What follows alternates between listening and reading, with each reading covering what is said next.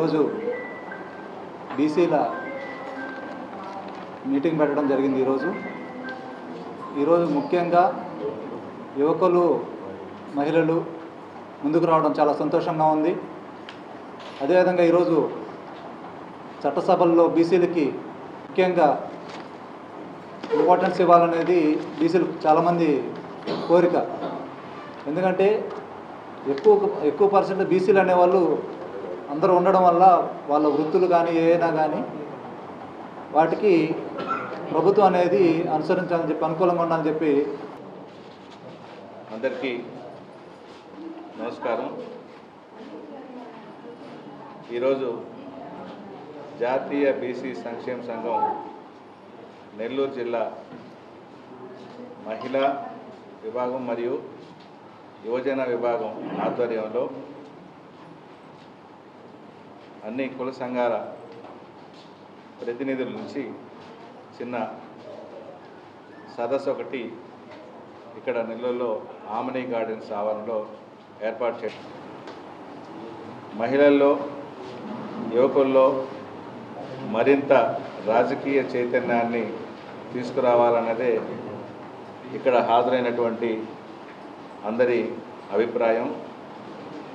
అలాగే రాజకీయ పార్టీల్లోనే కాదు, కుల సంఘాల్లో మరియు బీసీ సంఘాల్లో కూడా మహిళల మరియు యువజనుల పాత్ర ఉండాలి అనే ఒక విషయాన్ని ఈరోజు ఇక్కడ వచ్చిన వక్తలందరూ కూడా తెలియజేసేదానికి ఈ సమావేశం ఏర్పాటు చేయడం జరిగింది. ముఖ్యంగా ఇటీవల యువత ఎడుదోవ పడుతుండడం అందరం వార్తల్లో చూస్తున్నటువంటి విషయమే. మాదక ద్రవ్యాలు, మత్తు పదార్థాల్లో, డ్రగ్స్, వీటన్నిటిలో ఎక్కువగా యువత వీటివైపు ఆకర్షింపబడుతుంది. దానివల్ల ఎక్కువ అనర్థాలు మహిళలపైన జరుగుతున్నాయి. సో ఇటువంటి అన్నిని కూడా మన వంతు బాధ్యతగా సమాజానికి మనం చేయాలన్నటువంటి సదుద్దేశంతో జాతీయ బీసీ సంక్షేమ సంఘం జాతీయ అధ్యక్షులు ఆర్ కృష్ణయ్య గారు, అలాగే జాతీయ బీసీ సంక్షేమ సంఘం జాతీయ మహిళా కార్యదర్శి పెరుమాళ పద్మజ యాదవ్ గారు, రాష్ట్ర అధ్యక్షులు యనమల నాగేశ్వర యాదవ్ గారు, అలాగే రాష్ట్ర ఇన్ఛార్జి నూకాలమ్మ గారు, రాష్ట్ర ప్రధాన కార్యదర్శిగా నేను డిస్కస్ చేసుకొని ఈ యొక్క కార్యక్రమాన్ని నెల్లూరులో తొలుతగా ఏర్పాటు చేయడం జరిగింది.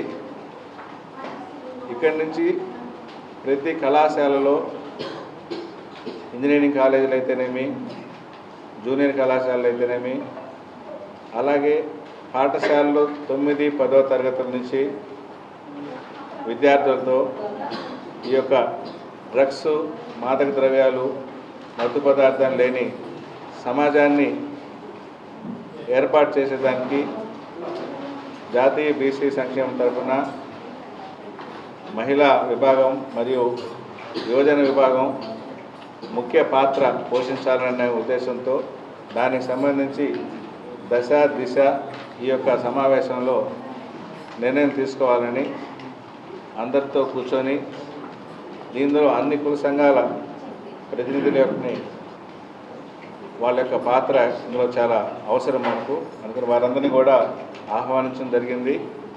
కొంతమంది ఒక 2-3 కులాలకు సంబంధించినటువంటి మీటింగ్ జరుగుతున్నందువల్ల వాళ్ళు హాజరు కాలేకపోయారు. ప్రతిమ కుల ప్రతినిధులు అందరూ కూడా హాజరయ్యారు. వారికి పత్రికా ముఖం తరఫున నా ధన్యవాదాలు తెలియజేస్తూ మనందరం కూడా కలిసికట్టుగా భావితరాలకి మంచి సమాజాన్ని ఇవ్వాలన్నటువంటి సదుద్దేశంతో ఈ కార్యక్రమం నిర్వహిస్తున్నాం. నమస్కారం. ఈరోజు జాతీయ బీసీ సంక్షేమ సంఘం మహిళా ఆధ్వర్యంలో మరియు యువజన విభాగం ఆధ్వర్యంలో ఈ కార్యక్రమాన్ని ఏర్పాటు చేయడం జరిగింది. జాతీయ బీసీ సంక్షేమ సంఘం నెల్లూరు జిల్లా మహిళా అధ్యక్షులుగా మన ఎక్స్ కార్పొరేటరు దువ్వూరు అరుణమ్మ గారి విధితో, అంతేకాకుండా యువజన సంఘం అధ్యక్షుడు పెయ్యల పవన్ కుమార్ గారి ఆధ్వర్యంలో ఈ కార్యక్రమాన్ని వాళ్ళిద్దరు కూడా ముందుకొచ్చి బీసీ సంక్షేమ సంఘంలో బీసీల్లో ఒక చైతన్యం అనేది తేవాలనే నినాదంతో ముందుకొచ్చి ఈ కార్యక్రమాన్ని ఏర్పాటు చేసినందుకు నేను ముందుగా వాళ్ళకి ధన్యవాదములు తెలియజేస్తున్నాను. ఈరోజు ఈ కార్యక్రమానికి వచ్చినటువంటి పెద్దలు గౌరవనీయులు యనమల నాగేశ్వరరావు యాదవ్ గారికి, అంతేకాకుండా నాసిని భాస్కర్ గౌడ్ గారికి, మన బండి రమేష్ గారికి, మా రాష్ట్ర ప్రధాన కార్యదర్శి అయినటువంటి విట్టపు లలితారాం గారికి, జిల్లా ఉపాధ్యక్షులైనటువంటి శైలమ్మ గారికి, విజయమ్మ గారికి, అపర్ణ గారికి, అందరికి కూడా ఇంకా నాతోటి మహిళలందరికీ మరీ నా ధన్యవాదములు తెలియజేస్తున్నాను. 40 సంవత్సరాల ఉద్యమాలలో పోరాట యోధుడైనటువంటి మన బీసీ సంక్షేమ సంఘం జాతీయ అధ్యక్షుడు ఆర్ కృష్ణయ్య గారి ఆదేశాల మేరకు మేము ఈరోజు మొదటి దశలో ఈరోజు ఈ కార్యక్రమాన్ని ఏర్పాటు చేయడం జరిగింది. మహిళల్లో అధికంగా చైతన్యం అనేది రావాలి. మహిళా రిజర్వేషన్లో 33% అని చెప్తూనే ఉన్నారు. స్వతంత్రం వచ్చి 77 సంవత్సరాలైంది. ఇప్పటి వరకు కూడా మహిళలు వాళ్ళ ఆశల్ని నీరుగార్చే విధంగానే ఉంది. కాబట్టి నెక్స్ట్ రాబోయే స్థానిక సంస్థల ఎన్నికల్లో బీసీ మహిళలకు అత్యధిక మెజార్టీతో 50% రిజర్వేషన్తో వాళ్ళకి అత్యధిక సీట్లతో వాళ్ళకి ఏర్పాటు చేయాలి. వాళ్ళల్లో ఉండే బాధని తొలగించే విధంగా మేము గవర్నమెంట్ని కోరుకుంటున్నాము. ఆ రోజుల్లో ఎన్టీ రామారావు గారు మహిళలు ముందుకొచ్చేదానికి ఆయనే పెద్దపీట వేశారు.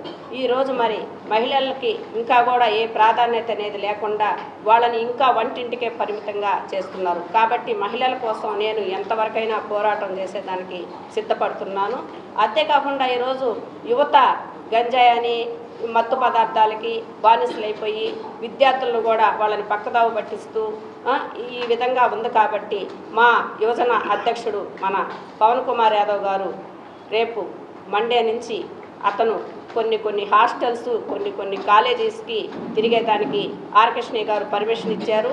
గంజా మత్తు పదార్థాల మీద ఆయన తొందరలో ఈ కార్యక్రమాన్ని ప్రతి కాలేజీకి వెళ్ళి పాంప్లెట్లు ఇచ్చి ఆయన అందరికీ అవగాహన సదస్సుని కల్పించేదానికి సిద్ధపడుతున్నాడు. కాబట్టి పవన్ కుమార్ గారు యువత కాబట్టి వాళ్ళని మనందరం కూడా వాళ్ళకి మనం సపోర్ట్ చేస్తూ మనం కూడా ఒక చేయూతనివ్వాలని నేను కోరుకుంటున్నాను. ఈరోజు చట్టసభల్లో బీసీలకు రిజర్వేషను కల్పించాలి. అసెంబ్లీలో కానీ పార్లమెంట్లో కానీ మేము మోడీ గారిని మరీ వేడుకుంటున్నాము. కాబట్టి ఈరోజు మనం మహిళలందరం ముందుకు వచ్చామంటే, చదువుకున్నామంటే, ఉద్యోగాలు చేస్తున్నామంటే మన భారతదేశంలోనే మొట్టమొదటిగా మన యనమల నాగేశ్వరరావు అన్న చెప్పినట్టు సావిత్రిబాయి పూలే గారు మన కోసం మొట్టమొదటిగా చదువుకొని ఆమె ఒక ఉపాధ్యాయురాలుగా పేరు పొందినటువంటి గొప్ప మహాతల్లి. కాబట్టి మనం అందరం కూడా ఆమెని ఆదర్శంగా తీసుకొని ముందుకు కొనసాగాలని కోరుకుంటూ సెలవు తీసుకుంటున్నాను.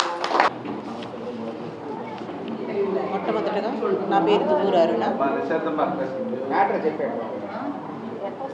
అందరు ఇప్పుడు వచ్చారు కదా తెలియాలి.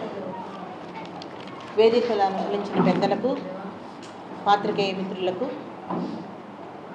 మా ఆహ్వానాన్ని మన్నించి వచ్చిన ప్రతి ఒక్క బీసీ మహిళామణులకు అందరికీ, యువతకు నా హృదయపూర్వక ధన్యవాదాలు. ఈరోజు బీసీ సంక్షేమ సంఘం ఆర్ కృష్ణయ్య గారు జాతీయ అధ్యక్షులుగా ఉన్నారు. ఆయన ప్రోత్సాహంతో ఈరోజు ఇక్కడ సమావేశం ఏర్పాటు చేయడం జరిగింది. మొట్టమొదటగా ఇప్పటి వరకు పెద్దలందరూ చాలా విషయాలు చెప్పారు. ప్రతి ఒక్కరూ అదే విషయాలు చెప్పాల్సిన అవసరం లేదు, అందరికీ అర్థమయ్యే విషయాలు. నేనైతే ఒక 2 పాయింట్లు చెప్పదలుచుకున్నాను. మన బీసీ సంఘం ఆర్థిక బడ్జెట్లో గణనీయమైన నిధులను కేటాయిస్తున్నారని ప్రతి ఒక్క ప్రభుత్వము చెప్తూ ఉంది.